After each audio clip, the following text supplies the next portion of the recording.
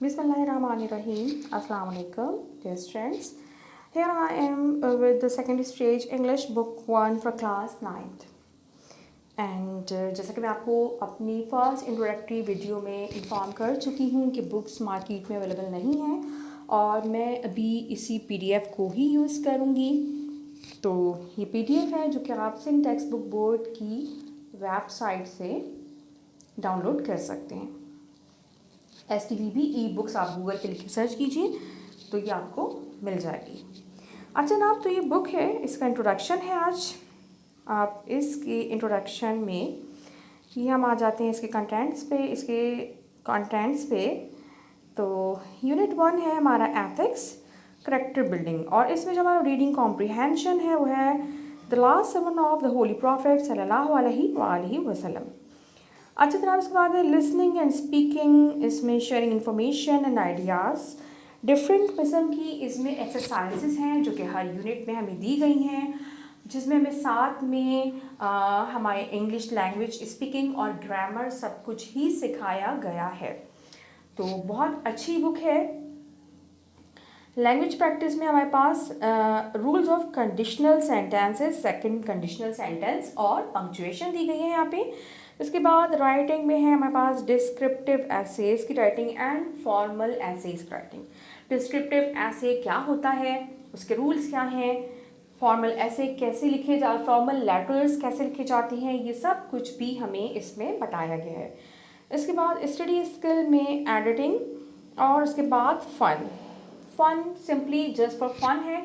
अच्छा, ये फन से फन नहीं होता, ऑब्वियसली इसमें भी आप कुछ ना कुछ just through the fun learn कर रहे होते हैं। स्टडी स्किल में एडिटिंग है कि जब भी आप कोई चीज़, कोई भी रिटन डॉक्यूमेंट, इवन आप एक छोटा सा टेक्स्ट या SMS ही अगर लिख रहे हैं, टाइप कर रहे हैं, तो आप उसको अपनी क्वालिटी को बेहतर किस तरह से बना सकते हैं, बाय एडिटिंग। देन यूनिट 2 है हमारे पास रोल मॉडल। रीडिंग कॉम्प्रिहेंशन में हमारा जो मेन टेक्स्ट है वो है इसमें शाह अब्दुल लतीफ़ भिटाई के बारे में। इसके बाद हमारा लिसनिंग एंड स्पीकिंग में हमारे पास asking and answering questions of a social nature. Language practice में हमें using models for ability and suffixes, grammar की जो दो चीज़ें हमें यहाँ पे दी गई हैं, using models to for ability means यानी कि हम मे, माइट, कैन, कुड वगैरह को किस तरह से यूज़ कर सकते हैं, और सुफिक्सेस क्या होते हैं और कैसे उनकी मीनिंग जो है वो चेंज करते हैं वर्ड की। राइटिंग में हमारे पास यहाँ पे है नैरेटिव ऐसे और समरी राइटिंग। समरी राइटिंग का हमारे पास ये आगे भी किसी लेसन में, आई थिंक यूनिट 6 में भी हमें समरी राइटिंग दिया गया है दोबारा। इसके बाद स्टडी स्किल्स में एडिटिंग की प्रैक्टिस है कंटिन्यूड, ये वही है जो हमारा अभी इससे पहले वाले लेसन में था। फन में है recitation and visual presentation of a pome. इसके बाद हमारा यूनिट 3 है एजुकेशन एंड कैरियर्स। इसका हमारा जो रीडिंग कॉम्प्रिहेंशन का मेन टेक्स्ट है वो है चेजिंग ड्रीम्स। उसके बाद लिसनिंग एंड स्पीकिंग में हमारे पास आ जाता है expressing emotions and wishes. Language practice में टाइप्स ऑफ सेंटेंसेस, उसके बाद use of article A and the. Writing में हमारे पास है इनफॉर्मल ईमेल्स। अच्छा जनाब, इससे पहले ज़ाहिर है हमारी जो बुक्स थी उसमें से की कोई चीज़ मौजूद नहीं थी। रीज़न ये कि वो बुक्स काफ़ी पहले ही पब्लिश हुई थी, उस टाइम पे ईमेल्स वगैरह ऐसी कोई कॉमन चीज़ें नहीं थी। तो अब ज़ाहिर है चूँकि हम हमारा जो टाइम है, हमारा जो एरा है, उसमें ईमेल्स वगैरह एक बहुत कॉमन चीज़ हो चुकी है, लिहाजा आपको ईमेल राइटिंग भी जो है उसमें सिखाई जा रही है। इसके बाद है कंपेयर एंड कंट्रास्ट ऐसे। कंपेयर एंड कंट्रास्ट ऐसे, जिस तरह से डिबेट में हम नॉर्मली किसी दो चीज़ों को किसी एक चीज़ के फार या अगेंस्ट बात कर रहे होते हैं, इसमें हम एक ही ऐसे के अंदर दो अलग अलग चीज़ों की लाइक यहाँ पे हमें जो दिया गया है वो सीजन्स क्या है, लाइक समर एंड विंटर, आप उसको कंपेयर करके कि उसमें क्या बेनिफिट्स हैं, समर के क्या बेनिफिट्स हैं, विंटर के, और क्या उन दोनों के ड्रॉबैक्स हैं, वो सब कुछ जो है वो हमने इसमें लिखना है, या इस तरह के जो एसेज होते हैं। इसके बाद है स्टडी स्किल्स में एनालाइजिंग इंफॉर्मेशन गिवन इन अ बार या फिर लाइन ग्राफ। फन है क्रिएटिंग अ न्यूज़पेपर।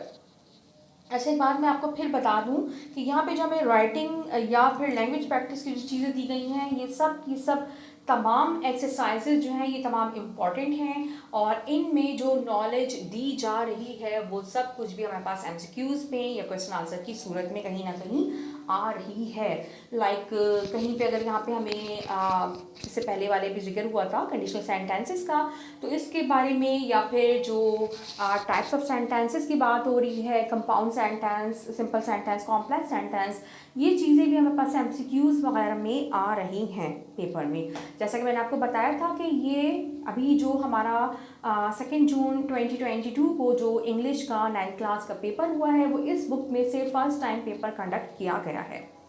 तो एक बात फिर आप इस चीज़ को जहन में रखिए कि अब जो बुक्स हैं, अब जो पेपर पैटर्न चल रहे हैं, उसमें आपका 10 इयर्स और रटाफिकेशन वाला नहीं है सीन। अब आपको अपनी बुक्स को बहुत केयरफुली रीड आउट करना है, आपने किताब को पढ़ना है।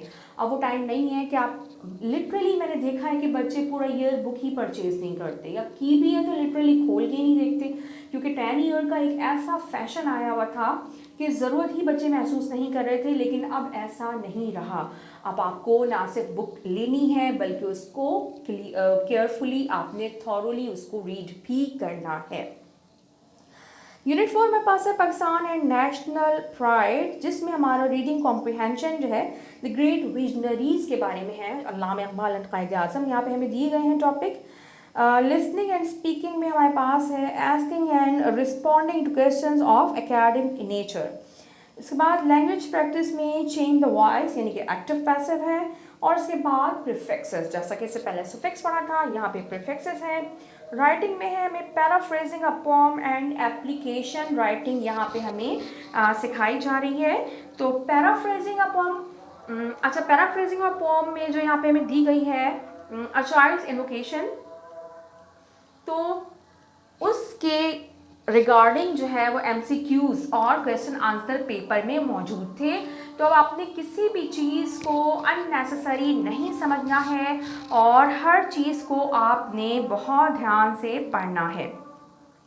इसके बाद स्टडी स्किल्स में लिसनिंग फॉर इंफॉर्मेशन है, फन में role play of a poem है।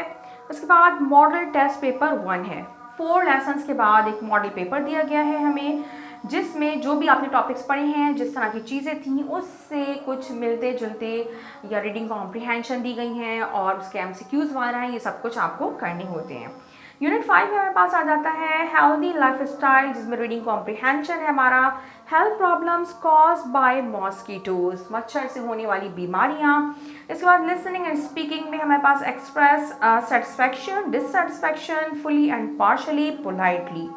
लैंग्वेज प्रैक्टिस में हमारे पास सिंपल एंड कंपाउंड सेंटेंसेस हैं, एंड नरेशन, नरेशन जिसको हम कहते हैं डायरेक्ट एंड इनडायरेक्ट, जो कि मोस्टली बच्चों को ग्रामर में सबसे ज़्यादा मुश्किल चीज़ लग रही होती है, बहुत टिपिकल, क्योंकि इसमें बहुत सारी चीज़ें होती हैं जिन्हें आपको देखना होता है, जिन्हें फॉलो करना होता है, बहुत सारे रूल्स को।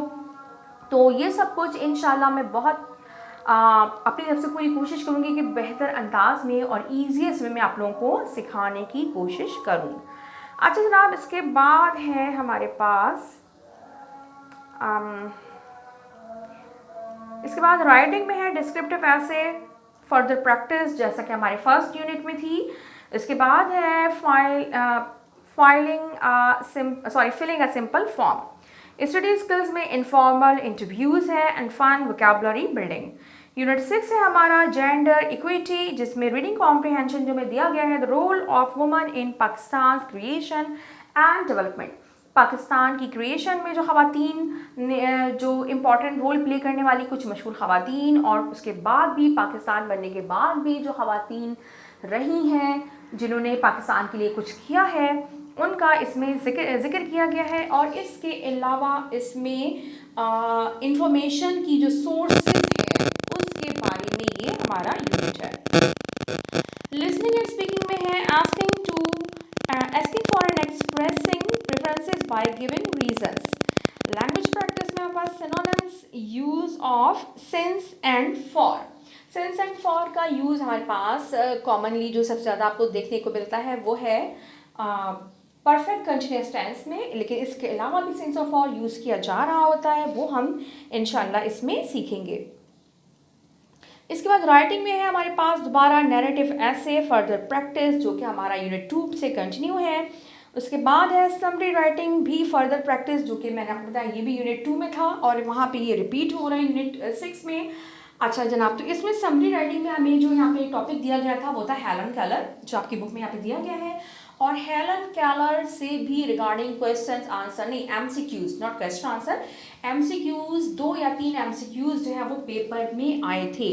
तो वही बात जो मैं आपको इसे प्रीवियस वीडियो में बता चुकी हूँ कि हमें इसमें जो कुछ भी है उसको, हर टेक्स्ट को आपने बहुत जो है वो केयरफुली पढ़ना है। कोई भी पोएम जो मेन टेक्स्ट से हट के जो दी गई हैं, ये जो यूनिट की ये बात के जो यूनिट्स पॉइंट 3 पॉइंट 4 का जो एक्सरसाइजेस दी गई हैं, उन सब में भी जो कुछ नॉलेज दिया जा रहा है उस सब को आपने कंसिडर करना नहीं है। ऐसा नहीं है कि आपने मेन टेक्स्ट देखा the role of woman in Pakistan creation और आपने खाली उसी को फोकस करना है, ऐसा नहीं है। अच्छा जनाब, इसके बाद है स्टडी स्किल्स में हमारे पास writing an article based on points. इसके बाद फन है doing something different.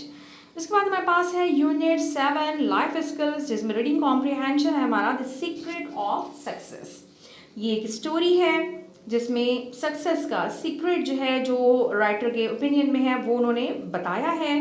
Listening and speaking में है demonstrating the use of simple conventions of public speaking. Language practice में हमारे पास ट्रांसलेशन है एंड उसके बाद प्रीफिक्सेस कंटिन्यूड। और ट्रांसलेशन जो इससे पहले तक जो पेपर होते रहे हैं, जो लास्ट टाइम इंग्लिश का पेपर हुआ है वो हुआ है 2019 में, क्योंकि 20 में तो टोटली एग्जाम्स ही नहीं हुए और 21 में इंग्लिश का पेपर नहीं होता, खाली ऑप्शनल सब्जेक्ट के हुए थे।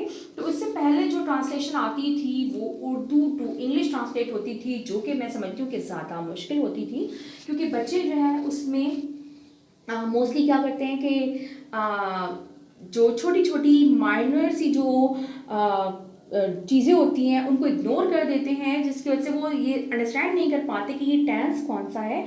और पूरा ही ऑब्वियसली अगर वो टेंस ही नहीं समझ पाए जो ट्रांसलेशन करेंगे वो टोटली रॉन्ग हो जाएगी।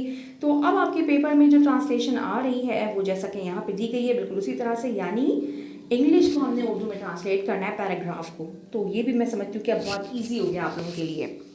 अच्छा जनाब, इसके बाद राइटिंग में है कंपेयर एंड कंट्रास्ट ऐसे फर्दर प्रैक्टिस, जैसा कि हमारे पास इससे पहले यूनिट 3 में थी ये। इसके बाद स्टडी स्किल में क्रिएटिव राइटिंग है, then fun, find the odd one out, unit 8 जो कि लास्ट हमारा यूनिट है इस बुक का, पीपल एंड प्लेसेस, लोग और जगहें। इसका जो हमारा रीडिंग कॉम्प्रिहेंशन है वो गाजीज़ डायरी, गाजी की डायरी के 2 औराक इसमें जो है वो लिए गए हैं, 2 पेजेस। लिसनिंग एंड स्पीकिंग में हमारे पास है demonstrating the use of simple conventions of debates. Language practice में degrees of adverbs, suffixes, additional practice, quotation marks for the practice. Punctuation में आ जाता है ज़रा सिंपली दोनों चीज़ें। अच्छा जनाब, इसके बाद है राइटिंग में summarising a poem and writing an application. I think summarising a poem में यहाँ पे चार्ल्स मैके वाली मिलर ऑफ द डी है, और अगर वो है तो भी उसके भी हमारे पास एमसीक्यूज पेपर में मौजूद थे। मिलर ऑफ द डी एक पोएम अगर है तो उसके भी क्वेश्चन आंसर जो है हमारे पास पेपर में मौजूद थे। तो इनमें से मैंने आपको बताया कि किसी भी चीज़ को आप लेस इम्पॉर्टेंट नहीं समझेंगे। उसके बाद स्टडी स्किल्स में है preparing, giving and evaluating presentations. उसके बाद फन है एक्टिंग आउट अ पोएम। उसके बाद model test paper number 2। Model test paper बहुत इंपॉर्टेंट है, इनको भी हमने इंशाल्लाह देखना होगा और इसमें से भी आपको बहुत काम की चीज़ें मिल जाएंगी। अब के जो ट्रांसलेशन का जो पैराग्राफ आया था वो सेकंड मॉडल पेपर में जो रीडिंग कॉम्प्रिहेंशन दी गई थी, आप समझें उसमें से एक छोटा सा हिस्सा लिया गया था या उससे रिलेटेड था। बहरहाल इसके बाद है the healthy living unit 8.7 you are what you eat. उसके बाद ग्लॉसरी। ग्लॉसरी ये है कि हमारे पास पूरी जो बुक में हर टेक्स्ट में जो भी कोई डिफ़िकल्ट या न्यू वर्ड्स आ रहे हैं वो सारे के सारे आपको लास्ट में मिल जाएंगे। आपको इसके लिए डिक्शनरी यूज़ करने की ज़रूरत नहीं पड़ेगी, बल्कि सारी की सारी ग्लॉसरी लास्ट में दी गई है अल्फ़ाबेटिकली, जैसे डिक्शनरी में होता है।